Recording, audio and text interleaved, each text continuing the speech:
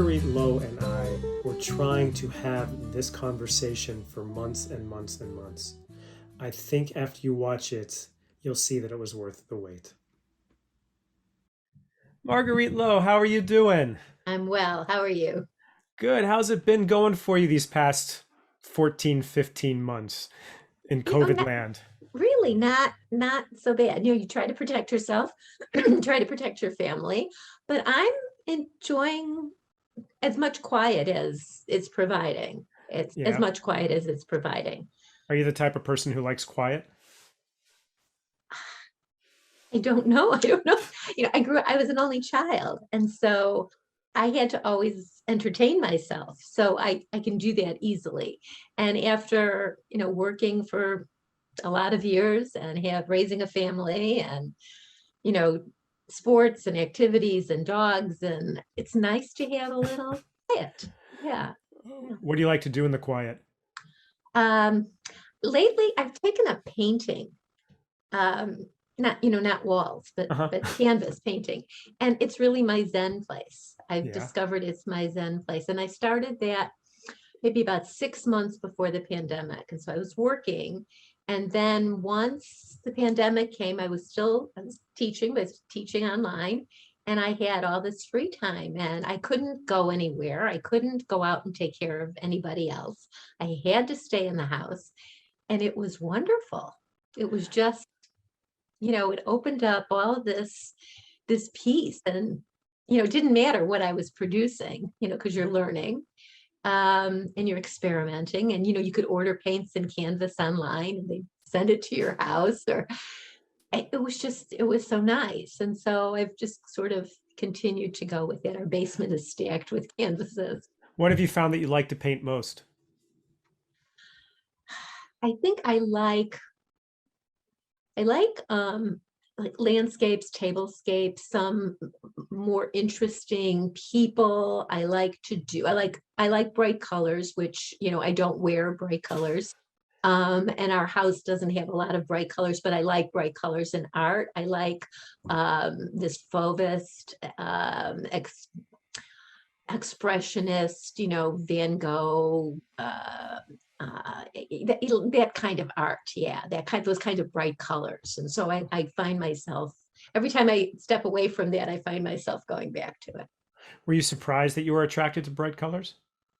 No, no.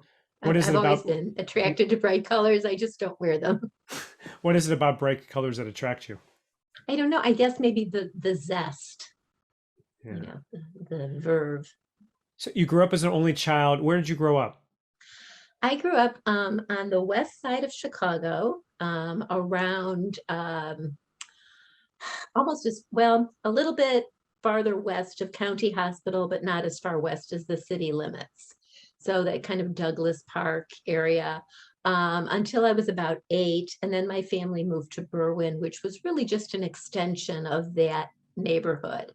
We moved there, after the neighborhood started to change, and people started moving out. And for my parents, this was the first place they owned. So this was a big deal that we really had moved up, when in retrospect, was not a place you want to move up to. I'm To not You mean to disparaging Berwyn? Berwyn, Do you I'm mean disparaging the neighborhood when I moved there. so what was it like growing up in Berwyn? It was a very narrow-minded community. People were like-minded. People were alike. I mean, there were some different ethnicities, but um, you know, what's the difference between an Italian family and a Polish family and an Irish family? It was all kind of the same. It was first generation. Our parents mostly were first generation, uneducated, um, working blue collar. And that's what it was like. The houses were right next to each other. What the neighborhood looked like? Um, it looked like East Wilmette, where the houses are, Uh-huh. bungalows, and they're close together, except, today you could probably buy a house there for $150,000. But it looks like, and so, it was a nice house, it was a big house.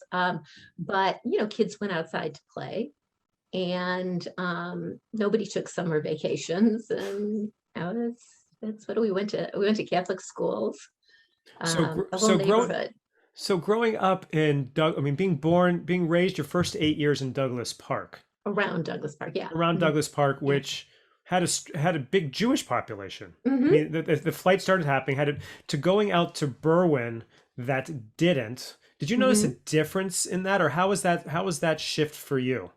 I don't have a lot of memories in terms of the like my neighbors because the people we were friendly with were all Italians and my whole family lived on the block. My grandfather, my aunts and uncles, my cousins, we all lived within a 2 block area. And so those were the people that we hung with. It's not uncommon for first generation Italians not to necessarily socialize with friends that your family that's your social circle. And so it was like that there. And everybody moved to the western suburbs at the same time. They just moved to, the same suburb or similar suburbs. So, but you mentioned it was a very heavily Jewish population. It was the neighborhood my mother grew up in, and my mother was a Shabbos goy, which Really? I think she didn't know what it was called, but she's told that story afterwards. And yeah, there was a rabbi who lived, I don't know if it was the next house or a couple of buildings down, and she would go into whatever little shul they had, and she would turn the lights on and she would turn the lights off. She turned the lights on in the rabbi's house, and she would, monitor the oven that was turned on, and yeah, You know what we call that? no what? Cheating.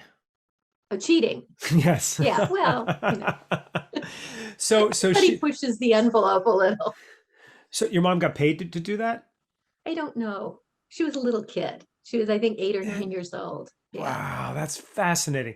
All right, so you moved out to Berwyn and you went to Catholic school. Did you like Catholic school? I liked school. I always liked school. I to this day, I like school. Um, at the time, it was fine. Uh, there were people around, and so that was nice, that you could have people around. I there were things I liked and things I didn't, probably like any kid about school, but I went to Catholic school all the way through high school. And then ultimately, I went to Ohio State, as you know, but then Go ultimately Bucks. transferred to Loyola. So I really a product of the Catholic schools. Wow, If you interesting. want to know the rule of anything, I'm the person. Yes, I know all the rules for everything. So since you mentioned this about all the values were the same in Berwyn, whether you were a Polish family, an Italian My family. yeah, my take of it. It Yeah. might not be the case, but No, that's no, my that's take. great. No, Yeah. that's I'm asking about your take. Um, as you were growing up in a rules-centric kind of Catholic education and Catholic family, yes? Hmm. Hmm. Yeah. Were those values your values? Yes, And are very they, much. and do they continue to be your values? And what are those? It, values, yes. Rules, no. Beliefs, no. Value in my family, growing up, family was important, and to me, that's the most important thing is my family, and that I identify as a mother and wife. Um, and so that was important, and your relationships with your family. My mother came from a big family, a lot of siblings, and it was one thing that I always wished I had. So that was important. um, the dogma was so intense, and that's comforting. That's very comforting to this is what we believe and we don't stray from it. But then, as I got older and I got into high school, the ecumenical movement was bubbling, and so you sort of begin to see, well, there are other religions and what do they believe, and not that uh, everybody who's different is bad and everybody who's different is lost. And I grew up with that this is the way we do it and this is what we believe, which really isn't very Christian if you think about it. Um, and so, I started to kind of stray. And then certainly in college, I began to question Hmm. and to kind of, see what do other people believe and to stray more away from people who were just like me, because So it was very comforting to have a society where everybody really was just like you and their parents were like your parents. So is that a conflict for you? Uh, Mm. Understanding that family values were so important to you, yet in being able, making a decision to start to branch out, you were going against your family. So that goes against the value. It's interesting. I hadn't thought about that, but boy, did you hit the nail on the head. I'm not I've trying to do always had therapy. I don't mean to go that space, but I'm no, just, but I I mean mean, it's very much like a yeah. Um, I've always had this kind of push pull where I didn't want to be one of them, and yet I feel this guilt for pulling away.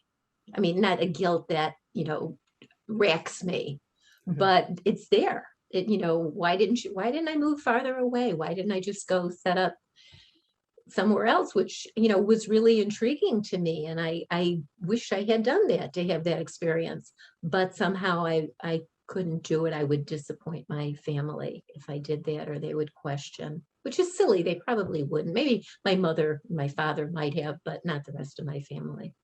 Well, I mean, look, it's a statement about you and how much family values did matter to you that you Hmm. didn't do that. Yeah. Even as you were having this kind of um, break from the tradition that they gave you. Yeah. And I mean, to this day, that continues. Uh, so do you consider yourself a religious person? Spiritual, yes. Religious, Hmm. define that. Oh no, that's my job to ask you that. I was But going there. So I was you're the about to ask you rabbi. that. So the rabbinic answer is, what do you think? Okay, well, let me do that. Let me do it this way. I want you to answer that question. You already started to by saying spiritual. So what do you mean by that? Spiritual, I believe, I'm not sure that I believe in this concept of God as, we see it in pictures and movies and churches. I'm not so sure we see that in Jewish congregations, which sort of made me curious about Judaism, or comfortable in Judaism. But that also kind of scares me that, what if I'm going too far astray? Because there's that Catholic upbringing of these are the rules you follow. And if you stray, you're going to burn. Not as much as an evangelical, you're going to burn, but you're going to pay for this. Um, and, so spiritual, yes. I think that everything doesn't just end. I think that, look at how beautiful it is outside. Look at how lucky we are. Look at, new babies and puppies and flowers and the spring. And so that to me is spiritual. I need to have time to sit and contemplate that. And I take the time to sit and contemplate that. So are you as an individual, meaning each of us as individuals, by that definition, are we each in relationship to that, whatever that spiritual sense is? Yes. And what does that mean? Hmm.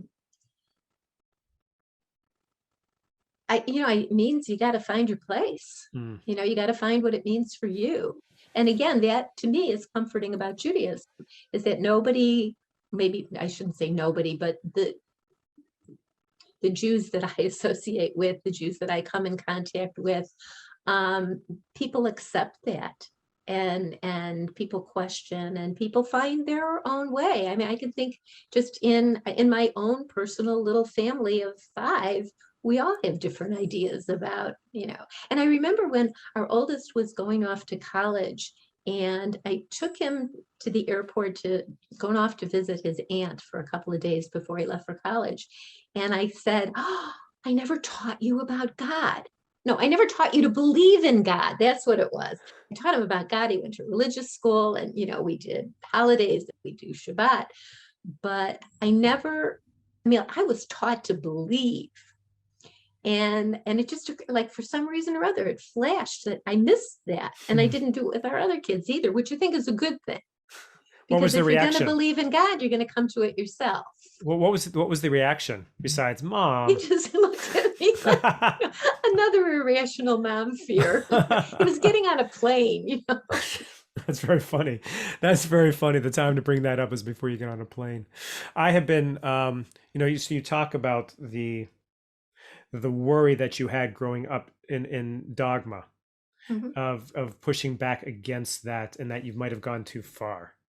I tell you, I've been telling this to our Tanakh classes in particular. As I feel as a rabbi mhm, that we spend so much time in all of our classes picking everything apart, which causes us to take a whole story like David, our beloved King mhm, David, and by the end of studying King David, being so disappointed in his humanity, or being so much either disappointed or appreciative of the depth of the humanity in it. So we've taken the awe away from it. And I mhm. often worry as a rabbi, are we taking it too far?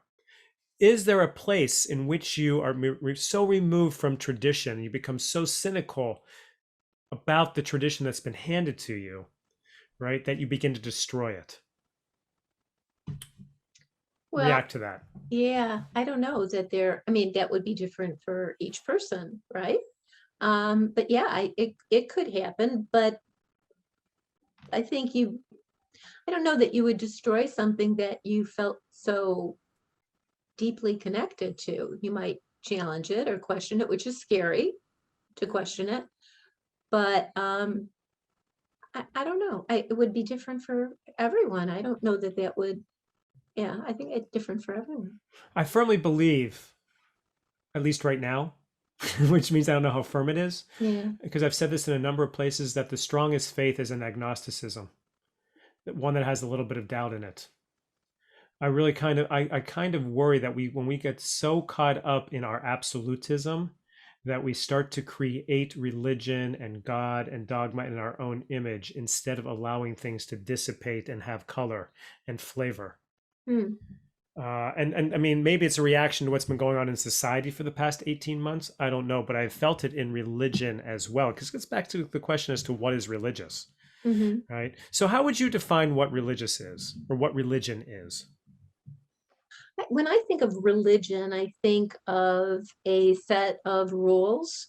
I think of, a box, not necessarily closed in, but a framework. Maybe a framework is a better word, um, by which a community um, in which a community functions and functions as a whole.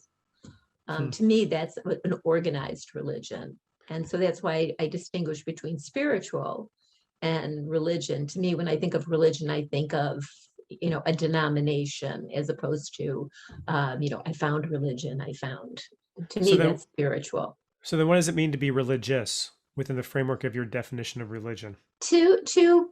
Belong to me, to belong to a group, whether it's a formal congregation or some group that meets, less formally, um, where people have a common set of beliefs. Maybe they don't adhere to those beliefs as strongly or all the same. I might believe some more strongly than you would believe, and you might believe some more strongly than I would believe. Not to necessarily be able to pick and choose, but to have a general thread running through the whole thing, kind of tying it together to certain customs, certain ritual. Hmm. To me, that's being religious, following those norms So that the group follows. you chose to raise your family Jewish. Mhm. Talk about that. It was important to my husband. It wasn't so important to me. It was important to me that they had a religious upbringing, whether that was to teach them about God or that they had that framework, because I think Mhm. it is comforting. For my husband, it was more cultural. His father is a Holocaust survivor, and that would have just blown them off the planet. Um, so that was fine with me. I was always fascinated with Judaism.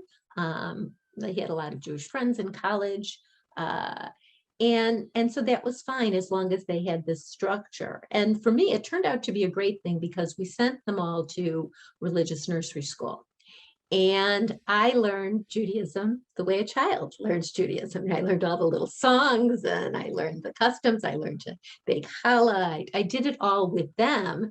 And actually, when our youngest was studying for his bar mitzvah, I became a bat mitzvah. So our prayers, we timed each other. So I was able to experience that with my kids. And so that was kind of nice. So I Yeah. learned a lot of the stuff that everybody learns, but they don't remember, Wow. And how did your right? kids feel about that, doing that with you? They were good with it. They were very proud when I did my bat mitzvah studies, that year of study, and they were very proud, and they listened to me, do my Torah portion over and over. And nobody ever said, I don't have time for this. They were excited about it. I don't know, they were excited about it as Jews. They were excited about it as my children, that I had something that I was proud of and excited about. And the youngest, it was fun to learn our prayers together. We each had our yad, and we we did our thing together, and that was fun.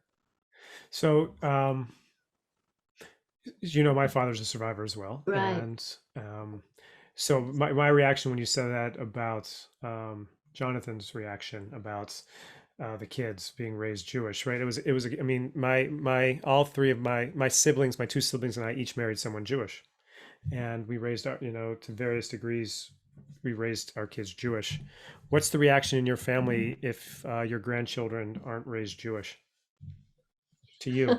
That's interesting. First of all, that I should have grandchildren would be a great thing. I don't know Thank that you. You're right. that's on the table. It's not my Fair enough. decision to make. Fair enough. Thank you. Um, I'm already projecting ahead. Go yeah. ahead for me. Well, Go no, ahead. but yeah, and it would be wonderful. I don't know that that's in the cards, but I don't know that they would be raised Jewish. Our kids, our kids all identify as Jews as far as I can tell. Two of them have said, yes, I identify as a Jew, not in response to a question, but just, in conversation. One, we were eating lox and bagels one day, and, the onions, and one of them said, now, this is what makes you Jewish. And so that's great, because that is a cultural thing that I didn't grow up with. I would have to say that, it's their life. And what I want, they should think about what I want, but they shouldn't live their life according to what I want for them, because I'm not one to talk when it comes to, what religion you raise your kids in. That's why I'm asking. That's why I'm I asking didn't you. walk the line. I'm sorry. That's why I asked you. Yeah, I didn't walk the line. So would it hurt? No. Would it be nice if they had, first of all, assuming they have children, if they raise them as Jews? Yeah, it would be great. That's the Hmm. way I look at it, is it would be great. It would be icing on the cake. But, the older you get, the the more you have, the fewer things are really important. And, health, being together, having enough money to live, not to have to worry, having some friends around, those are the things that matter. And yes, it would be wonderful if my grandchildren were raised as Jews, but it's not at the top of my list. Would you have an issue if they became Catholic? If the grandchildren became Catholic, or if my children became Catholic, Either or. Go on. um, it would bother me, but not anything that I would, let me think about that a little bit harder. I think it would hurt me, not hurt me that, look at what you're doing to me, hurt me, but hurt me that I really changed my life around to have this family, and to suddenly realize that it's not that important to anybody would hurt me. Not that they're hurting me. Do you understand that difference? Completely, Yeah, completely, yeah, yeah, completely. yeah. It's nuanced, but it's a very important nuance. Yeah, yeah. I mean, I feel that way about Christmas. Like if my kids suddenly just full on went out for Christmas. And I think, well, Zachary has a small Christmas tree in his house because his fiance is Christian. The small Christmas tree. Vanessa, I think, had a small Christmas tree in her house at one time but with the Hanukkah. Um, and so that it didn't hurt like, oh my God, what are you doing to me? But it hurt in that that's not fair. I couldn't do that. That Mm, kind of hurt. That yeah. it's about me. Well, that's why I asked. It is about you. Totally about you. This conversation's about you. It's about us. So you were an educator. I didn't, well, I started as an educator. I had a degree in education and didn't go that route. And I worked in advertising and broadcasting for a number of years, and then decided to go to law school. And then I practiced law for, I think, 9 years, and decided that it wasn't a good way to have a family for us. And both of us were relatively young lawyers and working a lot of hours, and we had little kids, and I was very unhappy Hmm. working all those hours. So I stepped back. And how do you feel looking back that you did that? I'm so glad. I'm so glad. I mean, Say more. Jonathan really had the pressure of, living that life. Um, and I didn't have to have that. But I was so glad that I had the time to be home with my kids. So I taught in a university, and I started out as an adjunct. I worked as an adjunct for 13 years. So I had time home with my kids, and I could do prep work when they slept. I could do prep work when they were at school, and I could open the door when they came home from school. Hmm. And I wouldn't have changed that for anything. It was so wonderful to have that time. Those, when I think about the happiest moments, people think about weddings, and I think about, the day my daughter came in and showed me that she had lost her tooth, and I was there. And so it's different for everyone, but for us, this really, it was the right thing to do, and I don't regret it. What did you teach? I taught law. I mean, Look, that's what I know. Yeah, so I taught paralegals. I was the department chair of the paralegal department after I decided to go full time. wow. All right. So looking at that arc, you trained as an educator, but you were in advertising, broadcasting, law, and then teaching law. Mhm. That's quite a diverse kind of professional arc. What are some of Well, your takeaways? I think having a law degree opens a lot of possibilities for you. There's maybe not as much anymore, but certainly 25 years ago, there was a lot more respect for somebody who had a law degree, that, oh, you can do this or you can do that. And so I don't see it so much as an arc. I Okay. see it as a natural progression for me. Yeah. Okay. So what's what's your feeling about the law? However you interpret that in America today. What is that? What does speak to that? Mm. It's scary. Oh, It's scary because it changes at any given moment on, the whim of whoever is in control. And you can't get agreement on very much, even though things are so important to agree on. And maybe in a vacuum, everybody would say, yes, this is important for us to agree on. But because of the political and the personal investment that people have in taking a position, and the pride of it, not being able to admit that, well, yeah, maybe you've got a point. And it all impacts the law, and we're the ones who have to live with that. And I'm tired of protesting. I'm really tired of I really am tired of protesting, and I'm becoming fearful of any meaningful protest. what do you mean by Um, fearful? It's going to turn violent, or yeah, yeah. hmm. I mean, COVID aside, being in big groups, but yeah, yeah. And that's where you really have to put your money where your mouth is, and I'm fearful of that. Well, if there were one thing, the first thing that pops in your mind that we should be on the streets about right now, what is it? I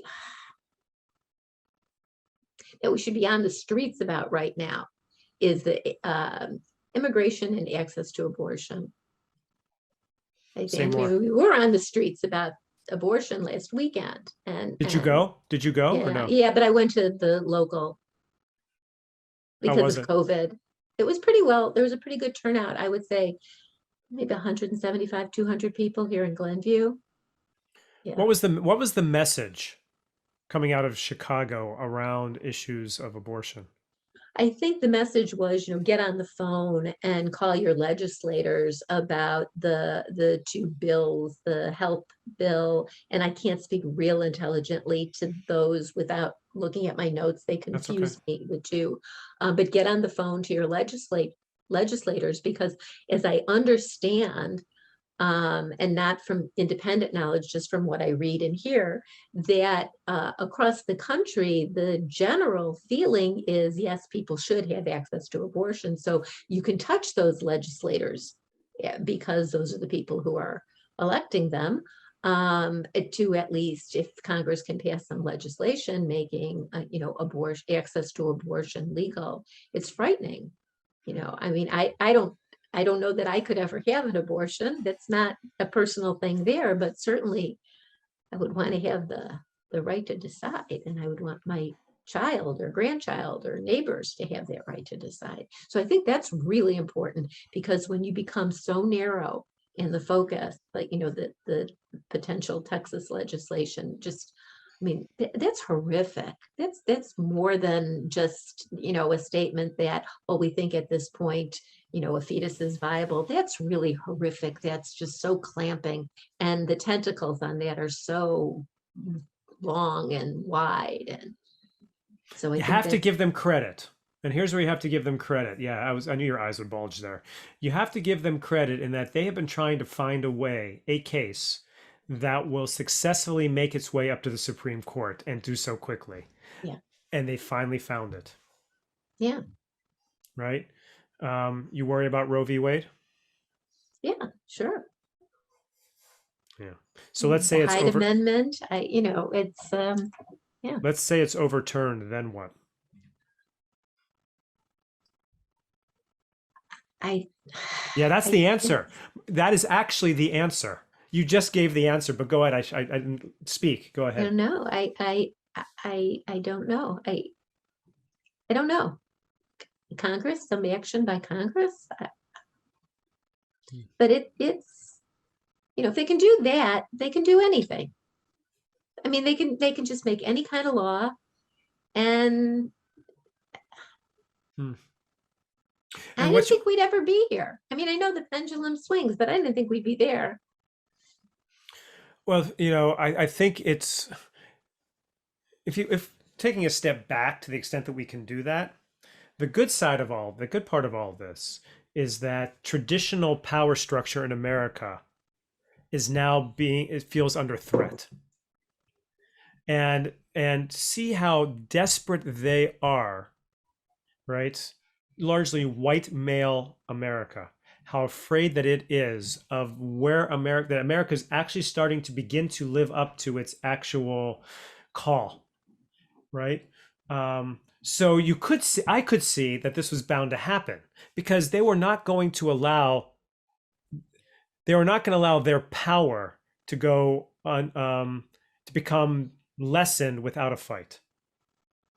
So I'm not trying to be Pollyanna-ish about this, but on one level, to see so much desperation at the state level to change laws so that people of color can't vote, right? And that they're trying to limit women's access to reproductive health care. I'm not trying to sermonize, I'm responding.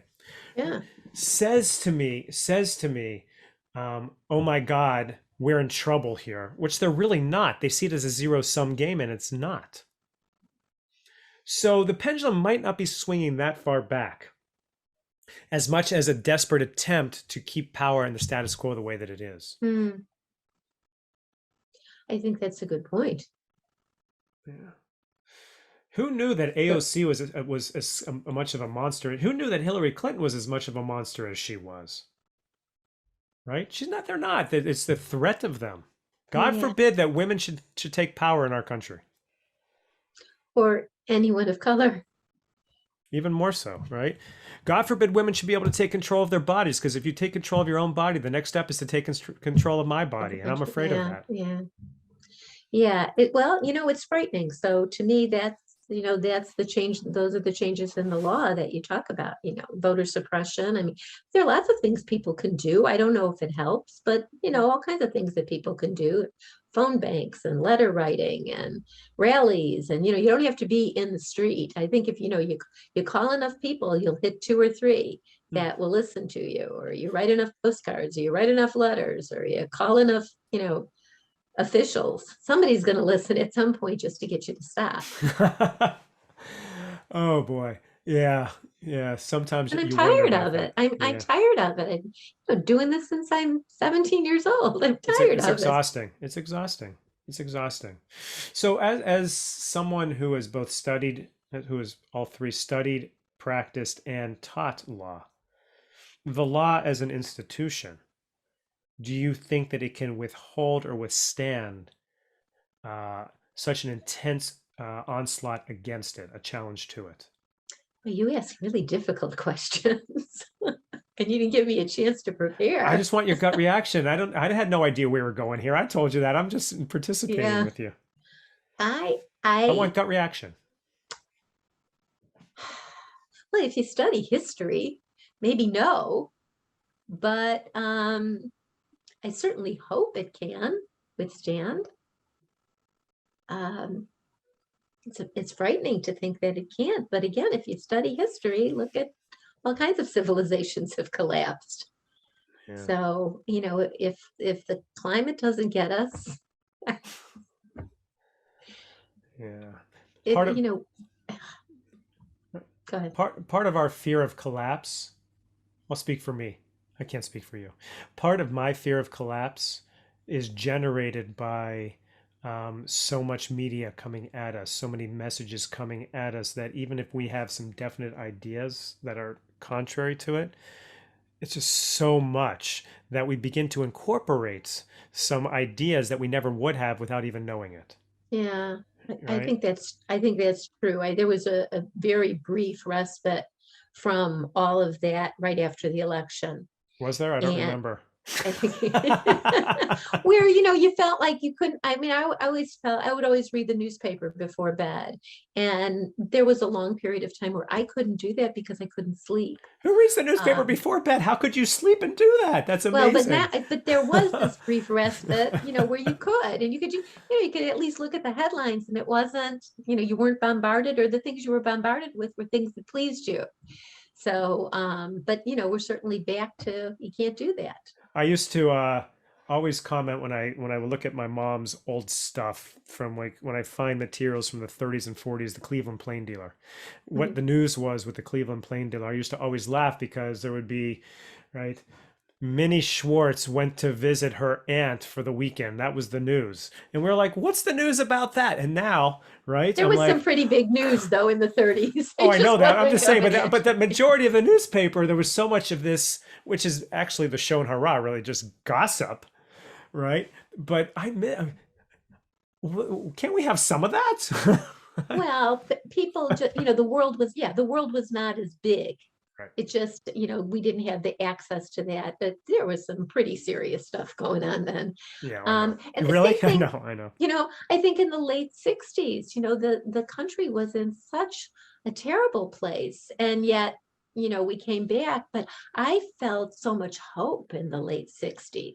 I really felt powerful and that we were moving things forward. And now I feel like I'm, like one of those clown punching bags, where you get right back up and boom, it comes at you again. Um, Well, that might just be the result of the aging process, yeah, right? I I mean, think that's true. right? I mean, back when I was in my late teens, early 20s, I knew how to change the world, right? And darn it, I was going to do it. And I knew that it could do it, that it could happen if everyone would just agree with me. Right? Now I realize that You've done a pretty good no, job changing no, your corner of the world. no. Now I realize that no one's listening, and I'm realizing, right. So there's an element of, I think that just might be part of the aging process between knowing everything and realizing that you thought you did. Hmm. I don't know. The country then certainly was divided, but it was divided more black, white. men, women, youth, older, which we see now, maybe not so much the youth and the older generation, but you certainly see the men, women, black, white. But there seems to be this other level on top of it, this sinister level on top of it, this evil on top. And that scares me. And then there's the distribution of wealth is so So outrageous. much so, You right? know, it's Well, so I'm always I love to see going to the word arc again. Maybe it's not the connection between those of you who were '60s folks to now. How many of you have kept that sense of hope and drive and protest and want for change? And how many actually? The hippies of the late '60s founded the neocon movement in New York in the early '70s. A couple Jews and had to do around Israel.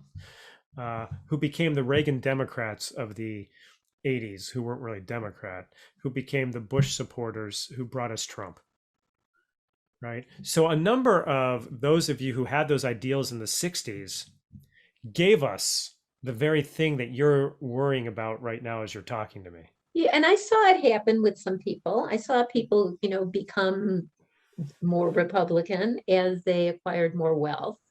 I don't know that, yeah, okay, maybe they supported Reagan, Bush, but I don't know that necessarily those are the same people who support Trump. Yeah. I think that but there's that line, but I don't know that it's a 50-50. No, it's not. And let me Yeah. be clear, as there are folks across the political spectrum that are going to be watching this. I am not suggesting that all folks who were hippies in the '60s who started to become more conservative are Trumpian. And Mhm. thank you for calling me on that. I would never suggest that. And I would never judge people for that arc that they took if they took the conservative route. Mhm. I mentioned that one, to get a reaction from you about it, but two, how do you feel? How come, other than you becoming worried and tired, why do you think you were able to maintain your kind of direction that sees you still on the street? Why is it important is really, I think, what How is you're it important and asking. Yeah. valued, and you're driven by it, and you're colored by it, and you color it? It's still an important part of you. It's very much an important part Yeah. of me. I mean, it's what led me to Hakafa as opposed to other congregations. Um, How'd you not become tired I do become tired.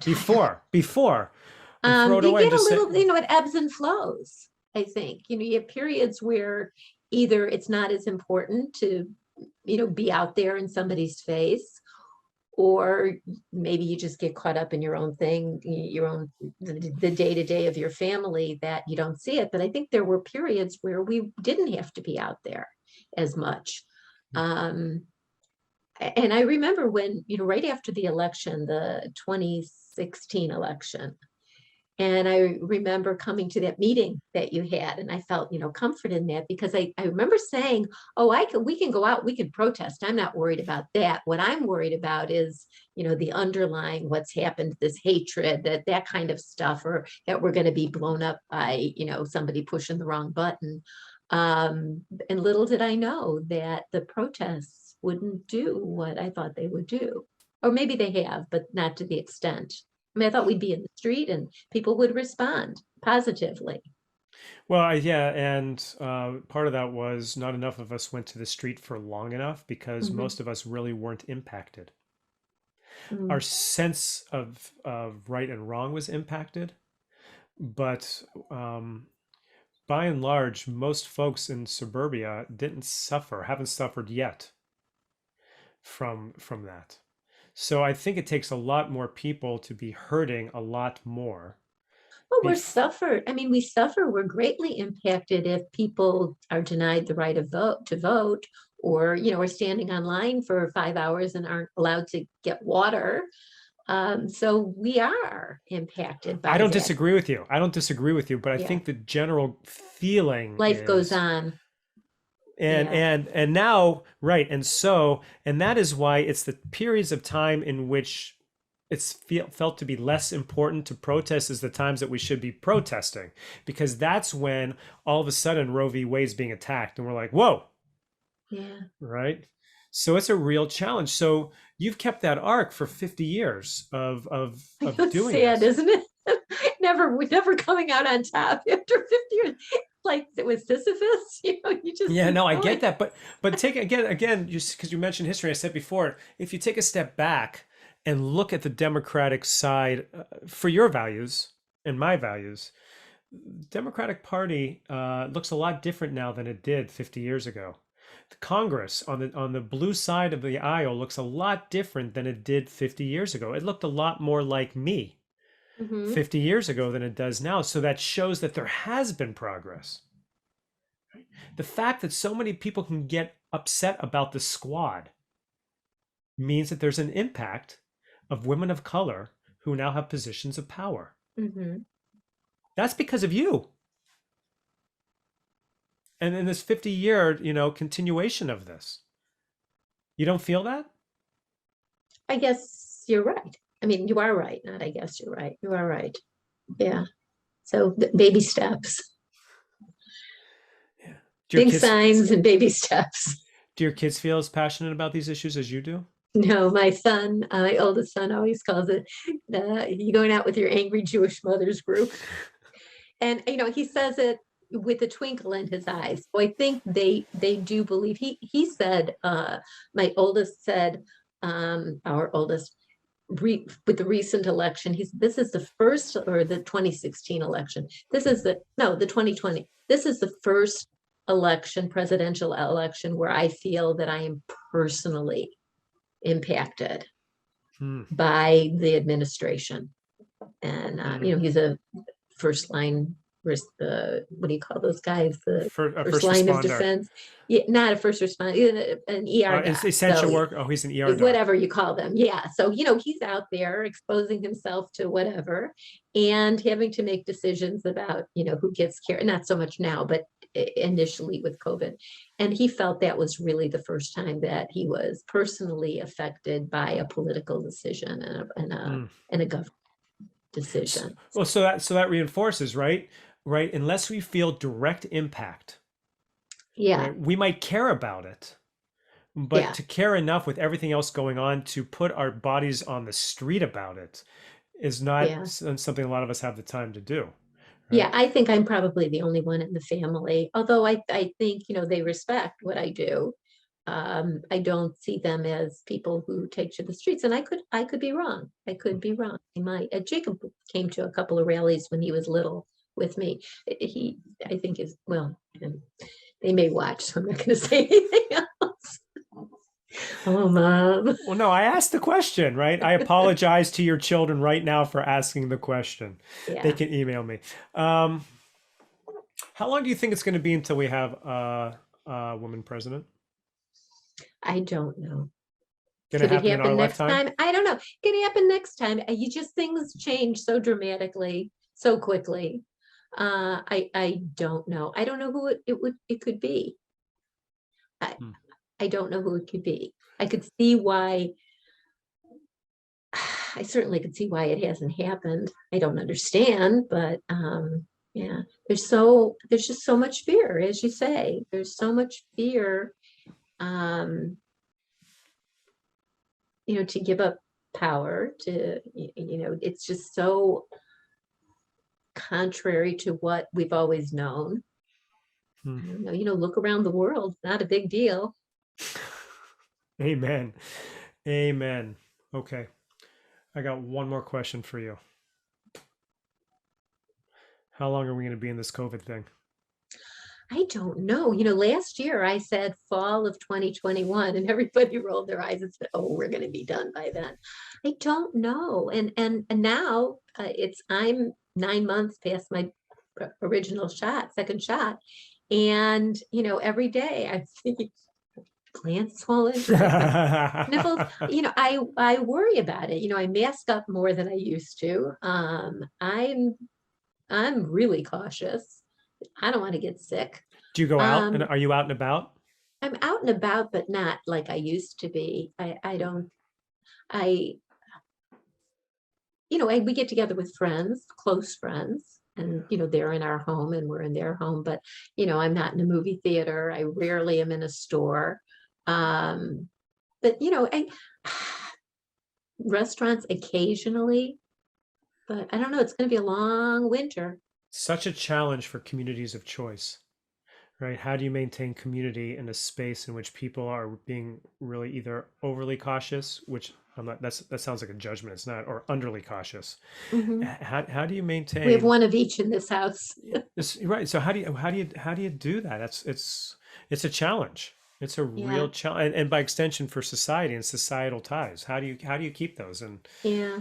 you And know, for our elderly, people who live alone, it's so difficult. I see for my mom, it's very difficult because she's really isolated unless somebody comes and takes her somewhere. And she lives in a building where there are some activities, but it's minimal. They have to be masked, and it's not the way it used to be. And you could see them getting a little more confused, more withdrawn, more depressed, and not just her, but across the board. yeah. So those are the people, you worry about. And small children, they're not learning to play with others because there aren't any others.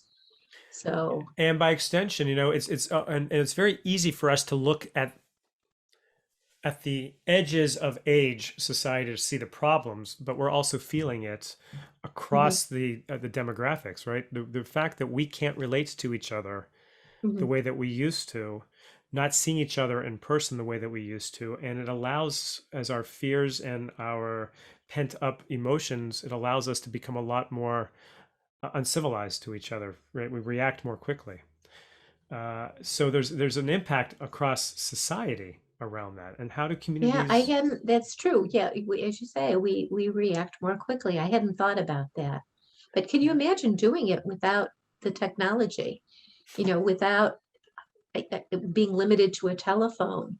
yeah. Um, yeah, Amen. it would be so much worse.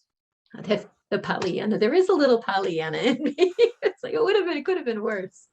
But Well, I mean, yeah, it could have been worse because at the same time as I asked you at the beginning, you said you've been faring pretty well. You've been able to do some stuff yeah. differently. You've been able to reorient. And one of the things that this might do, and um, I have a lot of um, I, I actually am very proud of the millennials for a lot of reasons. And one of the reasons I'm proud of them is even though they're stuck in this new gig economy, so that security isn't the same, they're Mhm, also revaluing work versus free time in life, right? Starting to take on this um, work to live instead of live to work mentality that uh, I think will be very good for our society if it actually evolves into that. And forcing mhm, some of us to have to fall into that too has not been so bad, mhm. right? Yeah. It has So been there's a bright great. side. I don't know when it's going to end, but hopefully the bright part of it won't end. Amen. It's been great to have this chance. You and I have been trying to pull this off for months, and I'm just really glad that we finally got to. So thank you for taking the time. Thank you for making it so easy. Hakafa's going to love getting to know you. So I'm really, I Thank you. appreciate that. And Thank you with so much. with that, I say to everybody, we'll see you next time. Take care.